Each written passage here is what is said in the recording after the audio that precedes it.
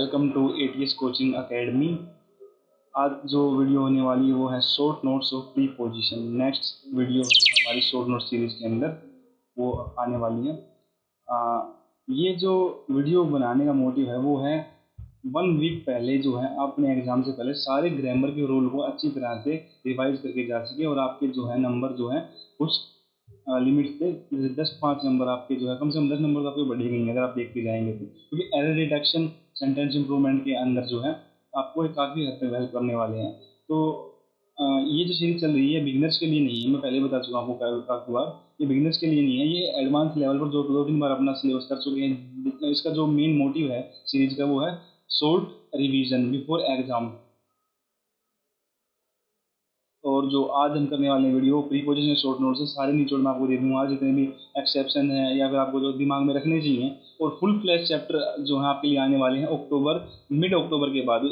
आप देखते हैं कि सारे चैप्टर जो शॉर्ट नोट्स है वो अपलोड हो चुके हैं और एक दो रह रहा है वो मैं आपको दे दूंगा जल्दी। और उसके बाद फुल फ्लैश चैप्टर, उसके अंदर प्रैक्टिस सेशन भी होगा आपका और पूरा चैप्टर भी होगा। वो वाली सीरीज जो हम चालू करने वाले हैं वो क्या मेन अभी आपकी चल रही है। तो आप इस चैनल पर जो है फ्री में वैल्यूएबल कंटेंट जो है आपको मिल रहा है और आप इसको शेयर कीजिए, सब्सक्राइब कीजिए, या आपका जो है ड्यूटी है और हम अपनी तरफ से जितना भी कर सकते हैं आपके लिए वो कर रहे हैं। तो चलिए शुरू करते हैं आज के चैप्टर में। मैं आपको प्रेफर करूँगा कि अगर आप स्टूडेंट हैं तो आप इसको अपने हैंड राइटन नोट्स बना लीजिए। शॉर्ट नोट्स की एक 10-5 रुपये कॉपी आती है, उसको आप इससे भर लीजिए और बिफोर एग्जाम जो है आपको बहुत ज़्यादा हेल्प करने वाली है इंग्लिश सब्जेक्ट के लिए। अगर आप बिज़ी हैं, नहीं लिख सकते हैं या कहीं काम करते हैं तो आप हमारी पीडीएफ जो है उसकी क्लास पीडीएफ डाउनलोड कर सकते हैं ATS coaching academy Telegram channel पर। इसका लिंक मैं वीडियो में डलवा दूंगा। चलिए आज की इस चैप्टर को शुरू करते हैं। Certain words that do not take preposition after them. मतलब ये एरर डिटेक्शन में सेंटेंस इंप्रूवमेंट में आपका डायरेक्ट क्वेश्चन यहाँ से बन सकता है कि आपको जो है इसके बाद प्रीपोजिशन लगा के दे दी जाएगी और आपको जो है निकालना पड़ेगा। सेंटेंस इंप्रूवमेंट के अंदर आपको जो है इसमें काफ़ी मदद मिलने वाली है। तो कुछ ऐसे वर्ड है जो अपने बाद में प्रीपोजिशन नहीं लेते हैं। वो कौन से वर्ड्स हैं मैं आपके लिए प्रोनाउंस करने वाला हूँ। Today, tomorrow, yesterday, the following day, the next day, this morning, this afternoon, tonight, tomorrow morning, tomorrow evening do not take preposition. The next one is stress, emphasize, investigate, comprise, accompany, consider, violate, prevent, persuade, succeed, invade, resist, enter, direct, join, sign, affect, ensure, board, discuss, describe, reach, order, tell, demand, attack, control, resemble, and ridiculous. Do not follow any preposition if they are using active voice.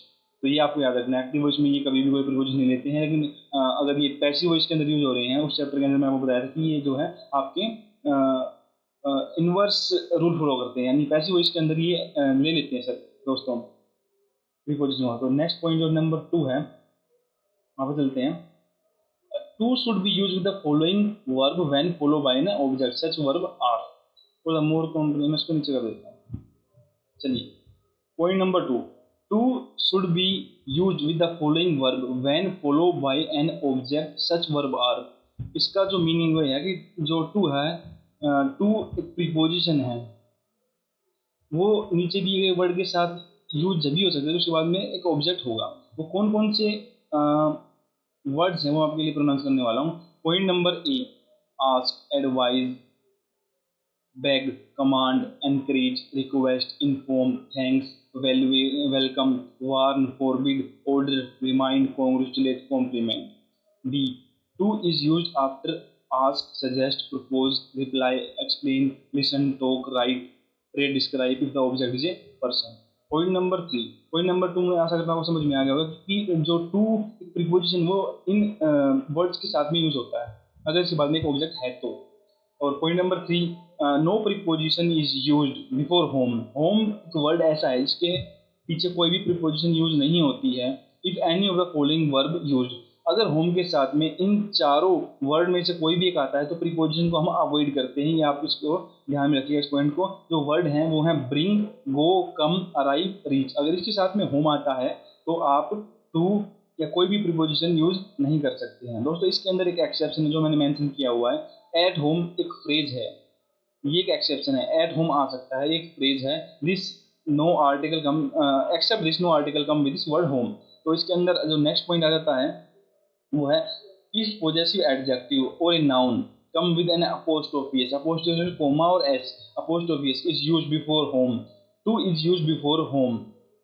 Home only when specific verb are used. कहने का मतलब ये है कि अगर home word के साथ में कोई पोजेसिव नाउन या कोई एडजेक्टिव आ जाता है या अपोस्ट्रोफी से में कोई अपोस्ट्रोफी से कोई वर्ड आता है तो होम टू ले सकता है, वरना वो नहीं लेगा।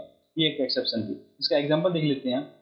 आई went to his home, her home. यहाँ पर पोजेशन का साउंड आ रहा है तो यहाँ पर टू आ सकता है होम के साथ में। I decide to go to Ram's house apostrophe है, ये देखिए राम्स हाउस, ये अपोस्ट्रोफी है तो यहाँ पर जो है आप यूज कर सकते हैं। नेक्स्ट देखते हैं दोस्तों, certain verb take fix proposition after them they are. कुछ ऐसे वर्ड हैं जो उसके बाद में फिक्स प्रोपोजिशन नहीं आएगी, वो भी आपको ध्यान में रखने होंगे एरर डिटेक्शन और सेंटेंस सब्स्टिट्यूशन के पार्ट के अंदर। नोन टू, सरप्राइज एट या बाय। सरप्राइज एट जब आता है जब कोई एक्शन है वो हमारी एक्सपेक्टेशन से अपोजिट हो जाता है तो एट आता है, अदरवाइज बाय आता है। Amazed at, astonished at, start at, vexed at, annoyed with somebody, annoyed at something, contained in, embedded in, cramped with, decorated filled with, ornamented with, prolonged with, tired of, engulfed in। ये कुछ ऐसे word हैं जिसके बाद में जैसे कि आप देख सकते हैं कि नोन के बाद टू ही आएगा, फिर सरप्राइज के बाद एट या बाई आएगा, अमेज के बाद एट आएगा, ऐसे जो है फिक्स प्रीपोजिशन लेते हैं।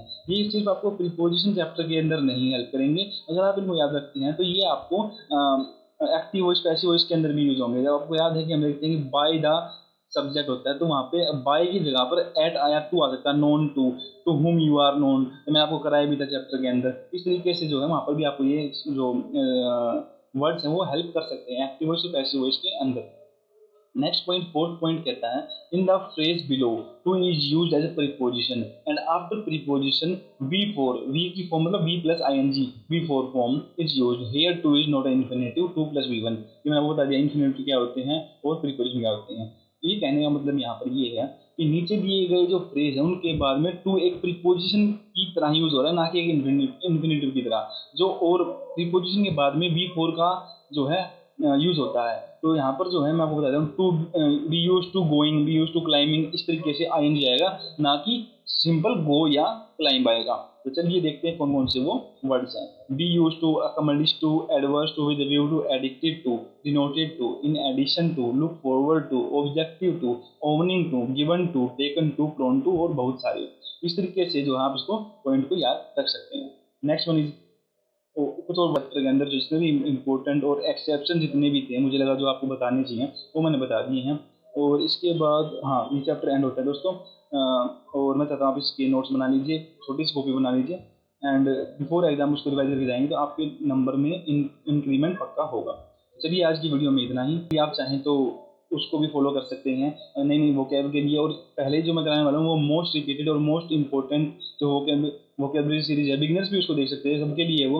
और पहले वो कर लीजिए, उसके बाद में जो इतने भी वे आउट ऑफ यानी कि जितनी भी मैं करा सकता हूँ वोकैबलरी आपको लिए, देखिए ज़्यादा पढ़ना कभी भी नुकसानदायक नहीं हो सकता है, मुझे ऐसा लगता है। वो आपके काम ही आएगा। कम पढ़ना थोड़ा सा हो सकता है कि आपको वो चीज़ मिस आउट हो जाए। अगर आप ज़्यादा पढ़ रहे हैं तो आपका जो मोटिव है वो फुलफिल पक्का होगा। तो पहले जो इंपॉर्टेंट है वो पढ़ेंगे, उसके बाद जो पॉइंट रह जाते हैं यानी एक दो एडियम फ्रेजेस बाहर से आ रहे हैं वो भी हम करने वाले हैं। इस सीरीज को देखने के बाद एक नई सीरीज चलेगी ओके मेनिया के अंदर, जितने भी वन वर्ड सब्स्टिट्यूशन है, वोकैबलरी है हिंदी उसकी, वो भी सब आने वाली है। पहले आप एडियम फ्रेजेस कर लीजिए अच्छी तरह से, उसके बाद वो भी कराएंगे। धीरे धीरे टाइम के साथ आपको जो है इस चैनल पर बहुत कुछ मिलने वाला है। Thank you very much for watching. Stay tuned with eighties coaching academy. फिर मिलते हैं नेक्स्ट वीडियो में।